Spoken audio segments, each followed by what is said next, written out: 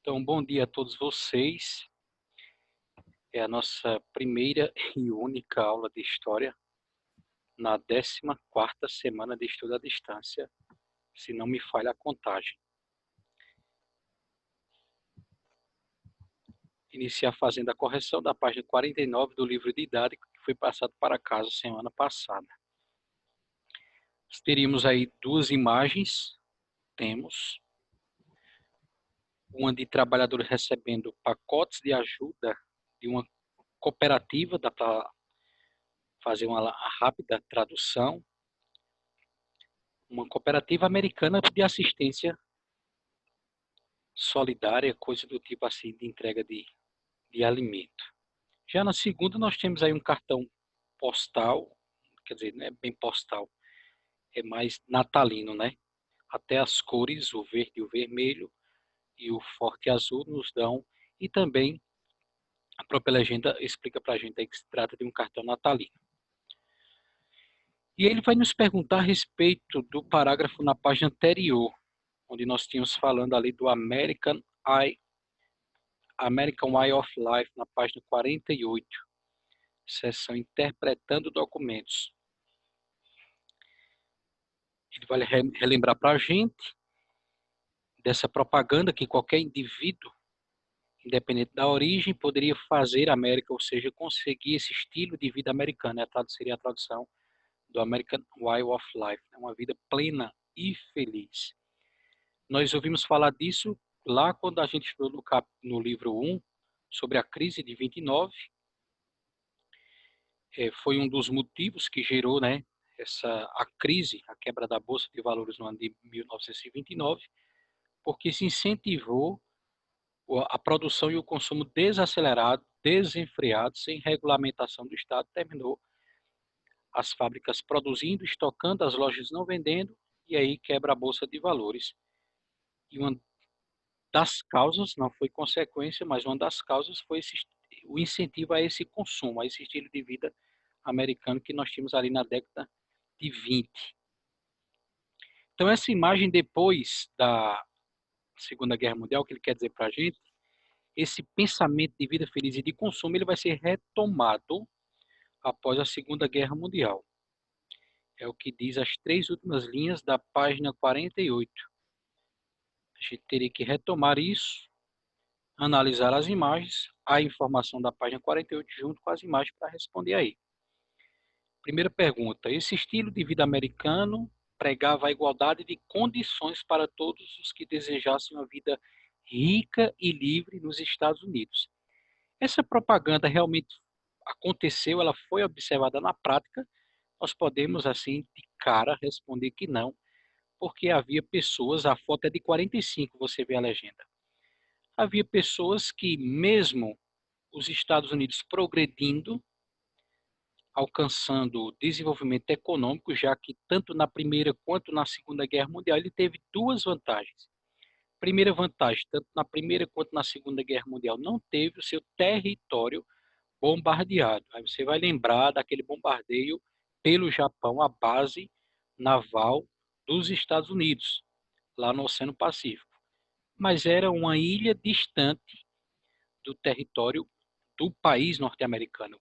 Embora pertencesse aos Estados Unidos, mas estava ali no meio do Oceano Pacífico, era uma ilha separada, não era propriamente o território nacional dos Estados Unidos. Se o território ficou intacto, essa foi uma das vantagens, tanto na Primeira quanto na Segunda Guerra. Uma segunda vantagem é que os Estados Unidos produziu para alimentar e para fornecer produtos aos países diretamente envolvidos na guerra, né? Onde tinha ali os bombardeios. Isso fez com que, deixando seu território intacto e a indústria produzindo, tanto na Primeira e consolidando de uma vez por todas na Segunda Guerra, elevasse a ele, os Estados Unidos, ao nível de potência econômica mundial até hoje. No entanto, esse estilo de vida, nós percebemos pela primeira imagem que ele não, conforme pergunta, não foi observado na prática 100% a todos os cidadãos estadunidenses, né? Justifique sua resposta. A primeira imagem mostra pessoas recebendo ajuda do governo. Você pode ter dito aí com outras palavras, mas seria esse o caminho da resposta. Segunda pergunta, explique de que forma a obra de Norman Rockwell, segunda imagem, lá do cartão natalino, pode servir como propaganda ideológica para o capitalismo. Então, veja que nós estamos aqui no contexto chamado Guerra Fria. O cartão é produzido 5 anos após o final da Segunda Guerra. Você tem ainda a legenda da data, 1950. Então, nós estamos ali no pleno início da chamada Guerra Fria, que já sabemos era aquela briga ideológica entre duas potências, né? A potência capitalista, Estados Unidos, e a potência comunista, Rússia. E aí ele pergunta na segunda questão, como a segunda imagem pode servir de propaganda da ideia ideológica para o bloco capitalista? Então a gente percebe alguns elementos ali na segunda imagem que reforça essa ideia do capitalismo, do consumo, né? Os presentes, o tempo do Natal, que é um tempo de compra, o comércio efervesce, né? Cresce, aumentam as vendas. E aí a gente vê vários elementos que servem dessa propaganda, o consumo, a troca de presentes, a época natalina, consumo, compras, dar e receber presente, a satisfação, a alegria no rosto das crianças, dos gastos. Tudo isso são elementos presentes na segunda imagem que servem de propaganda para o capitalismo, de que comprar e vender é algo bom. Vocês teriam algum comentário sobre essas perguntas? O silêncio me diz que não. Então vejam, todas as informações que nós temos, tanto seguindo na página 49, quanto as que virão, a gente vai precisar resumir. Eu preparei um resumo do conteúdo desse último capítulo, para a gente tentar, nessa aula de hoje, concluir, visto que o livro 3 já chegou, né? E a gente deve começá-lo na próxima segunda-feira. Então, eu preparei aqui um resumo do conteúdo, daquilo que seria esse assunto do capítulo 8º. Ele vai tratar basicamente, né, o título do capítulo 8º é O Mundo Após a Segunda Guerra Mundial. A grosso modo, o principal assunto seria a Guerra Fria. Mas lá no finalzinho, nas páginas 55, tem uma informação que para vocês não é novidade, a criação da ONU, após a Segunda Guerra Mundial, com a tentativa de remediar, não, conciliar os interesses das nações para que não houvesse uma terceira guerra. A questão dos judeus, que ainda não tinha um país, vai ser criado depois da Segunda Guerra Mundial, na página 56. E, por último, uma política chamada de bem-estar social. A gente vai comentar rapidamente também sobre esses assuntos.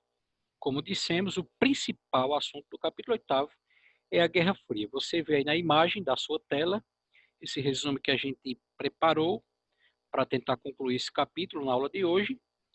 Então, é um período e não um evento. Não é uma guerra de fato, como a gente estudou Primeira e Segunda Guerra Mundial, como a gente ainda no início do ano, presencialmente em sala, iniciamos estudando aqueles conflitos que aconteceram nos anos 1800, século XIX. Então, a Guerra Fria não se trata de uma guerra como a gente está acostumado a ver. Combatentes, soldados envolvidos, bombardeios, ataques e tudo mais. Então, é um período e não um evento. Período que se estende mais ou menos ali de 47 até o ano de 1991. Veja que é recente, né? O fim da Guerra Fria. 1991, porque nessa briga, nessa guerra, que é muito, ou principalmente, muito mais não, principalmente ideológica, um dos combatentes, fiz questão de colocar aí as luvas de boxe para dar a entender esse combate entre duas potências, a luva estadunidense e a luva comunista russa, melhor dizendo. Em 91, a Rússia, a União Soviética, a grande potência comunista, ela deixa de existir. Se sai um dos inimigos, não tem mais guerra, não tem mais luta. Então, acaba-se essa guerra chamada Fria no ano de 91, com a dissolução, o fim da chamada União Soviética. Então, é um período, não evento. A página 48 do seu livro didático vai dizer que essas duas potências, Estados Unidos e Rússia, nunca se enfrentaram de maneira direta. Essa informação está na página 48. Lembre que aqui é um resumo, né? Então a gente trouxe essas principais informações. Já vimos também, desde a aula passada, na última semana, que é marcada, uma das coisas que marca esse período chamado de Guerra Fria, a busca de zonas de influência. Júlia Eduardo acabou de entrar, ela perguntou na aula passada, nessas áreas de domínio, onde cada potência ia dominar e exercer ali naquelas regiões do planeta o seu controle ideológico, ou seja, onde iria controlar e ali disseminar a propaganda da sua ideia. O capitalismo é bom, o socialismo é bom. Nessas zonas de influência ficava ali cada potência exercendo, né, a sua propaganda, o seu controle ideológico. Isso era as zonas de influência. Mais na frente a gente vai ver como isso, não nesse capítulo, no outro livro, a gente vai ver como isso se espalhou em diversas regiões, em Cuba, em Venezuela, na Coreia do Norte, dividido em dois países, um lado comunista, um lado capitalista, na China e em outras regiões. O Vietnã, né, gerando a famosa Guerra do Vietnã, que foi importante guerra aí depois da Segunda Guerra Mundial. Terceira coisa que marcou e que foi a Guerra Fria, propaganda de autopromoção de si mesmo e detrimento rival. Ou seja, nesse período aí da chamada de Guerra Fria, a propaganda de que o seu regime, a sua ideologia era a top e que o outro não prestava, isso aconteceu muito, tanto de um lado como do outro. Vale a pena dizer de novo. Autopromoção. Então, especificando, os Estados Unidos diziam que o bom era o capitalismo e que o comunismo não prestava. Por outro lado, a União Soviética também dizia que o bom era o comunismo, todo mundo devia ser, e que o capitalismo não prestava. Ou seja, propaganda de autopromover o seu regime, tanto um quanto o outro, e detrimento dizer que o outro não prestava, o rival, né? Foi um período também marcado pela corrida espacial, ou seja, ter zonas de influência aqui no planeta Terra, países alinhados de um ou de outro lado, não era suficiente. Eles queriam muito mais, queriam dominar o espaço. E aí Rússia lança um satélite, os Estados Unidos ficam com inveja, lançam outro. Aí os russos dizem, não, a gente não vai lançar só um equipamento, só um satélite, a gente vai lançar um ser vivo. Aí lança, conforme você tem na página 52, a cadelinha Laika. Ah, nós somos muito mais além do que os Estados Unidos, lançamos o primeiro ser vivo. Aí os Estados Unidos entram lá naquela briga, naquela disputa, e diz, ah, vocês lançaram uma cadela, nós vamos lançar um ser humano, vamos mandar astronauta para a Lua. Enfim, essa chamada corrida espacial, quem dominava mais o espaço, ou quem dominava primeiro, né? Foi outra coisa que marcou muito o período da Guerra Fria. Uma última coisa foram os serviços de espionagem, aí que vai surgir também aquele famoso personagem chamado James Bond, o 007. Acredito que vocês já devam ter ouvido falar dele em algum filme. Essa informação está na página 54 do seu livro didático, bem como esse casal que aparece aí, um casal estadunidense. Na legenda você tem o nome dele, é porque está baixinho, aliás, está pequenininho, não dá para visualizar, mas na página 54, estou aqui com o livro didático, é o Julius e a Ethel Rosenberg. Eles são um casal norte-americano, estadunidense, mas que fornecem informações secretas, espionagem, para a União Soviética. Eles são presos e são mortos. Falha, salvo a falha de memória, a legenda vai dizer que eles foram, parece que, fuzilados. Enfim, são punidos porque estavam dentro, mesmo sendo cidadãos estadunidenses, estavam a serviço de espionagem, fornecendo informações secretas para a União Soviética. Ele estava dessa pausa agora porque chegou informação aqui no juízo. Hoje em dia se fala muito dessas espionagens, né? Estão falando aí do TikTok e tudo mais. Só para fazer uma relação com o presente. Então, basicamente, o período da Guerra Fria seria isso, né? Não um evento, não um conflito direto entre os dois países, Estados Unidos e União Soviética, mas um período marcado pela busca de zonas de influência, áreas de domínio e controle, propaganda ideológica, propaganda de promover o seu regime e acabar com a imagem do rival, corrida espacial e serviços de espionagem. Algum comentário? O silêncio me passa a informação de que não. Vamos ver mais algumas características aí. Vocês vão perceber o quanto aquela disputa que a gente agora mencionou, da corrida espacial, quem lança o primeiro satélite, quem lança o primeiro serviço, se vai ser o cadela, se vai ser ser humano, se vai ser astronauta, o que diabo a quatro será. Vocês vão ver como essa disputa ela foi acirrada no período da Guerra Fria. Veja, então os Estados Unidos ele tinham, diz aí a página 49 do livro de dados, lembra que aqui é um resumo, uma política de intervenção. Política de intervenção era uma das medidas de conseguir zona de influência. Então, tinha alguém que estava precisando da ajuda, alguém, nesse caso aqui, um país, que estava ali passando por uma crise, uma guerra civil internamente ali no seu território, e aí os Estados Unidos tinham essa política de intervenção, de lá oferecer ajuda, mas com o interesse de que quando a situação interna se resolvesse, aquele determinado país se alinhasse ao lado dos capitalistas e recebesse orientações diretas ali dos Estados Unidos. Essa política de intervir nos outros países, de se intrometer, de tentar ajudá-los a resolver seus problemas internos, mas para trazê-los para o seu lado, era chamada doutrina Truman. Por outro lado, os comunistas também tinham a sua doutrina Brezhnev, que era justamente trazer a mesma coisa dos Estados Unidos, intervir ali internamente nos países em conflito para tentar uma solução para eles e consegui-los, com aquela ajuda, prendê-los, né, deixá-los ali com essa dívida. Dívida no sentido assim moral, né? Eu devo um favor a esse país, a essa potência que ajudou a gente a resolver o conflito internamente aqui. Essa política de intervenção, que também fazia parte da busca de zonas de influência, ela era não só intermediando conflitos, mas também oferecendo dinheiro.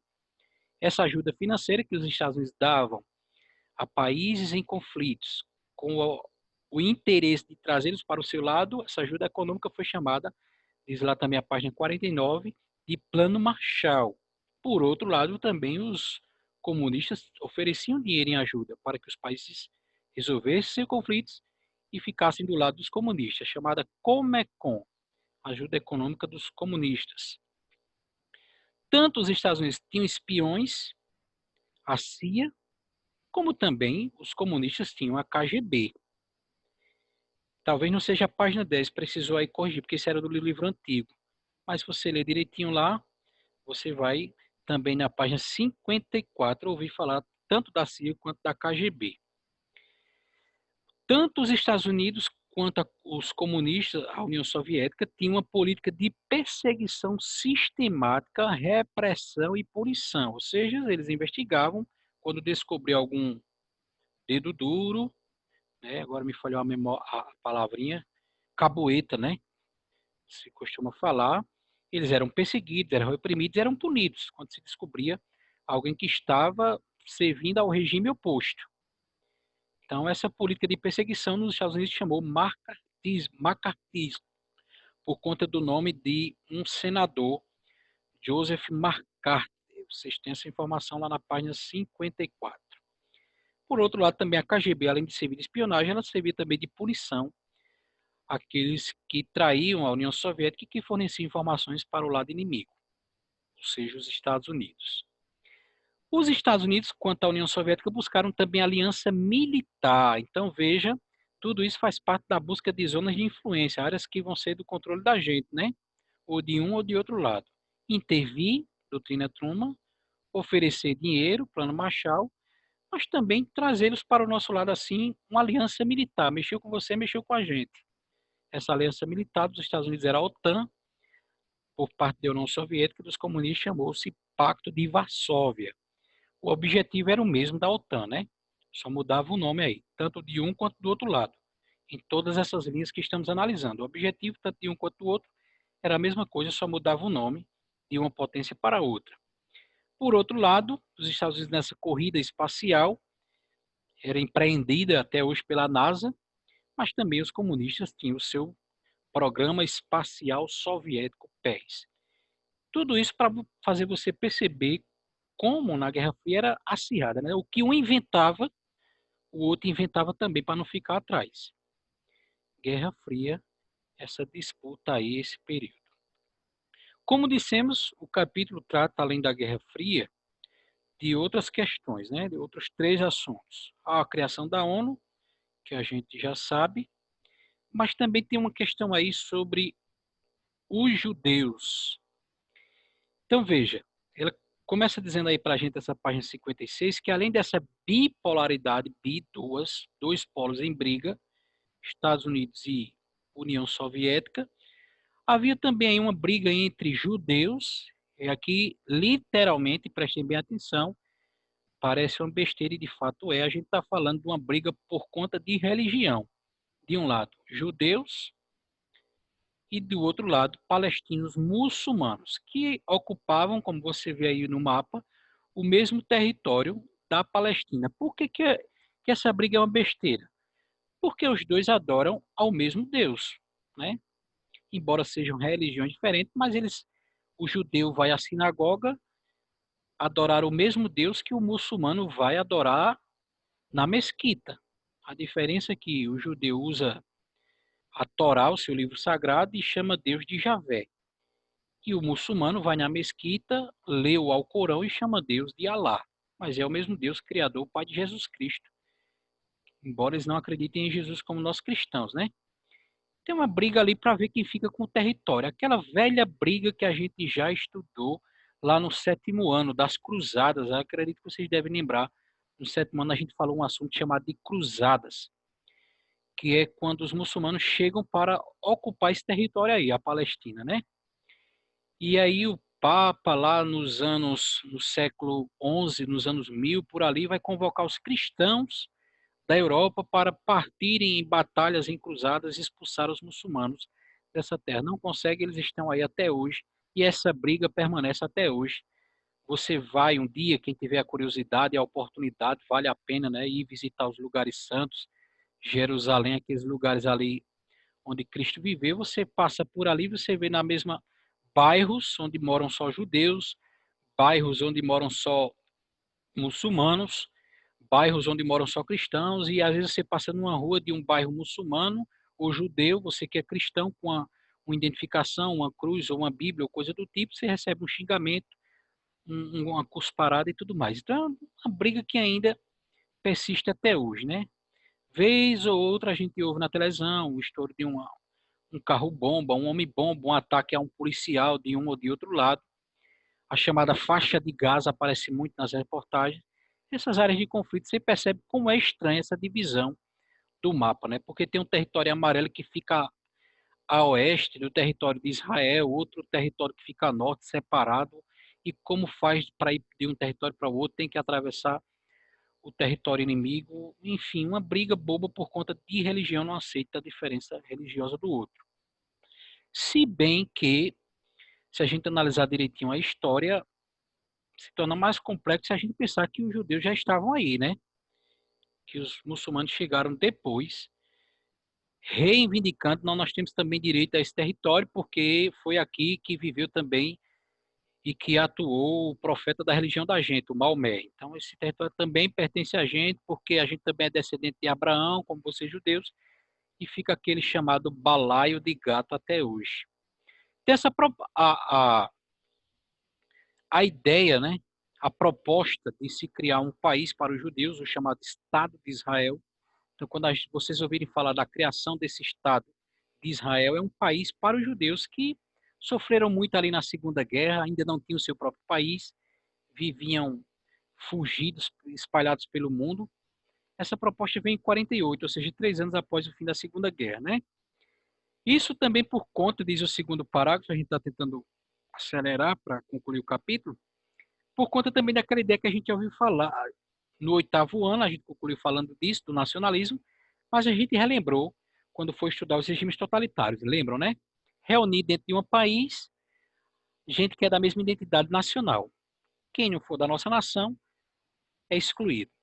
Então havia também esse sentimento de nacionalismo por parte dos judeus, chamado de sionismo, por conta ali o povo de Sião, um monte famoso ali da Terra Santa, é um adjetivo que serve também para identificar os judeus. É claro, diz penúltima linha desse segundo parágrafo, essa proposta encontrou a resistência dos palestinos que estavam morando ali, né? Os muçulmanos. Então, quando vocês ouvirem falar de Palestina, estamos falando dos muçulmanos que moravam aí na Palestina. Eles eram contra a criação de um país nesse território para os judeus, que eles reivindicavam como até hoje a terra também de direito deles. Foram vítimas do Holocausto, diz o terceiro parágrafo. Assim, 1948, a ONU criou dois estados. Aliás, criou o Estado de Israel, mas o projeto inicial previa a criação de dois países, estados com E maiúsculo. Um país para os judeus, um país para os muçulmanos ali na Palestina. O dos muçulmanos não saiu. É claro que aumentou a raiva dele, né? Como não saiu, a reação, diz aí o quarto parágrafo. Eu vou pedir que alguém leia esse quarto parágrafo, para não ficar só eu falando, pode ser. Pode. Vai lá, Gi. Os refugiados instalados de maneira provisória nos países vizinhos organizaram movimentos de resistência contra a ocupação israelense e reivindicaram novamente o controle sobre o território. Várias disputas entre israelenses e palestinos tiveram início e ficaram conhecidas como questão palestina. Tu leu onde que eu me perdi aqui? Não era o último parágrafo? O último? Isso, pode ser. Você, só uma informação que o parágrafo anterior traz é que houve também uma ajuda ali para esses palestinos que moravam, né? Para esses muçulmanos que moravam na Palestina, recebeu aí o apoio do Egito, Síria, Jordânia, Líbano, Iraque, que também o Exército de Libertação, que era uma milícia armada, grupo de civis já ali residentes na Palestina. Ou seja, todos esses países que citam aí, Egito, Síria, Jordânia, Líbano, Iraque, eram países muçulmanos, né? Até hoje, de maioria muçulmana. Eles não conseguiram aí ter o seu país criado. Em 49, o Estado de Israel foi mantido e, pelo contrário, ainda nessas guerras que eles se envolviam, os judeus terminavam tomando ainda mais territórios. E é uma questão que se alastra até hoje com esse nome, Giovanna leu, a questão palestina. Então, é essa briga entre muçulmanos e judeus pelo controle da Palestina. Uma crise que vai aumentar sobre essa briga entre muçulmanos e judeus, na página 57 diz que o presidente de um daqueles países citados no penúltimo parágrafo, o Egito, país de maioria muçulmana, ele resolveu nacionalizar um canal. Se você olhar no mapa mundo, você vai ter um canal, uma estreita faixa de água que liga o mar Mediterrâneo ao oceano. E por ali é um importante canal de navegação. E aí o que é que o Egito faz? Separa, se você olhar no mapa, separa ali o Egito da Arábia Saudita, aquela estreita faixa de água, mas importante meio de navegação e de comércio marítimo. O presidente do Egito, está aí o nome dele, né, o Gamal Abdel Nasser, ele nacionaliza. Quando ele nacionaliza, ou seja, o controle nacional, o controle por parte do Egito, ele impede que embarcações comercializem ali naquele canal, sobretudo da França e da Inglaterra. Com isso, os judeus de Israel, eles tomam as dores, atacam o Egito, apoiam a França e a Inglaterra, que nessa briga da Guerra Fria eram países alinhados do capitalista. Por outro lado, o Egito recebe apoio da União Soviética, aquela intervenção e busca de zonas de influência que a gente já falava no resumo também, né? Como resposta, os israelenses, diz aí o segundo parágrafo da página 57, invadem o Egito, tomam o controle sobre o canal, colocando os soviéticos aliados nessa briga de Guerra Fria aos egípcios em alerta, diante da possibilidade do confronto entre palestinos e judeus do Egito e judeus israelenses, aliás, palestinos muçulmanos do Egito e judeus israelenses, se transformar em um conflito de dimensões nuclear, a ONU interfere rapidamente, negocia com os israelenses e os seus aliados que se retirassem do Egito. Mais tarde ocorreram outros conflitos entre judeus israelenses e egípcios muçulmanos, até que em 79 O Egito foi o primeiro país a reconhecer, apesar dessa briga aí por esse controle marítimo, reconhecer o Estado de Israel como um país. E vejam que não é uma questão besta do passado, né? Porque ainda hoje, por exemplo, quando o governo federal aqui do Brasil quis nomear o filho do presidente como embaixador do país lá para os Estados Unidos, teve aquela briga de que os Estados Unidos e o Brasil queriam reconhecer como capital dos judeus a cidade de Jerusalém, que é o principal foco de contenda ali, né? Se Berlim tinha o muro de Berlim ali dividindo e era a briga ali de um lado capitalistas e do outro comunistas e o muro no meio separando a cidade, nós já comentamos que essa briga entre judeus e muçulmanos e cristãos que são ofendidos, ela acontece muito mais na principal cidade da Palestina, que é a capital. De modo que até hoje, apesar de ter o seu país, a capital dos judeus não é Jerusalém, que é a cidade mais importante, onde tinha o templo, né? E a principal cidade de visitação. Para os cristãos tem outras, tem Belém, tem Nazaré, a cidade onde Cristo viveu. Mas para os judeus e muçulmanos, a principal é Jerusalém. A principal briga deles ali. E até hoje a capital dos judeus não é Jerusalém, é Tel Aviv. E essas questões voltam ainda hoje porque os países vão tratar com os judeus diretamente de onde essa questão da embaixada. Então queriam transferir a capital de Tel Aviv para Jerusalém e os muçulmanos se opuseram. Então vejam que isso nos dias de hoje, né? Veja que não é uma questão tão do passado assim. Outras brigas que se envolveram aí, apesar da ONU interferir, por essa parte, dividir a Palestina em dois países, enfrentava duas questões. Primeiro, essa briga pela cidade de Jerusalém se dividir em dois países. O que vai ser de Jerusalém? Vai ser a capital de qual país? Vai ser capital dos judeus ou vai ser capital dos muçulmanos que moram ali? E outra coisa também é os territórios que, como a gente já disse, os judeus nessas brigas, essa página 57 cita algumas delas, e nessa cada briga dessas, os judeus iam tomando mais território ainda dos palestinos, porque tinham um apoio de potências, né? Ainda hoje, os Estados Unidos são a favor, assim, com o primeiro-ministro lá dos judeus, o Benjamin Netanyahu, ainda nos dias de hoje. Então, tem essas duas questões. Se criasse dois países, com qual dos dois ficaria? Jerusalém ficaria sendo capital dos dois, já que é disputada pelos dois, e os territórios já tomados, iria devolver como não era. Então, esbarra ainda hoje, de modo que o último parágrafo vai dizer que, apesar de muitas lutas, o movimento de libertação da Palestina, citado aí no penúltimo parágrafo, que foi liderado por esse camarada que tem na imagem, o Yasser Arafat, já falecido, né? Eram movimentos que brigavam nessa briga a favor, movimentos muçulmanos contra os judeus ali na Palestina.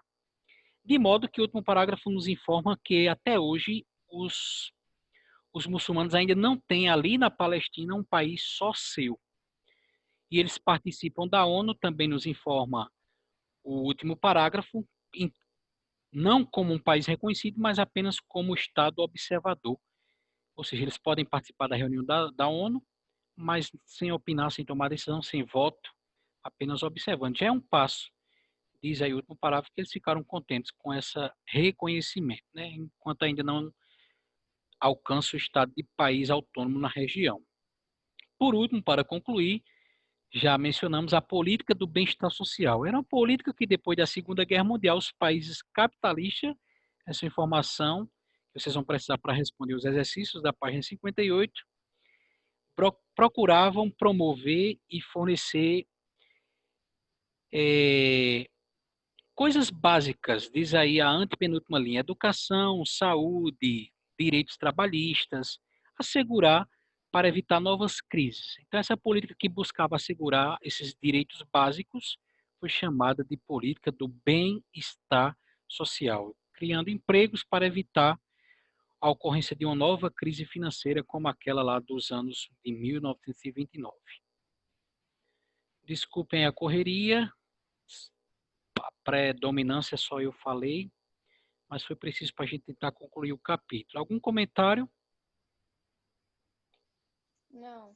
Ficou algumas questões pendentes no decorrer do capítulo 8º e do livro de atividade, que infelizmente esse distanciamento não permite a gente aprofundar, de modo que para casa vocês respondem somente a página 48 do livro didático. Os exercícios que concluem, que Página finalizam. 48 do livrado, né, professor? É do que a gente Desculpa, tá...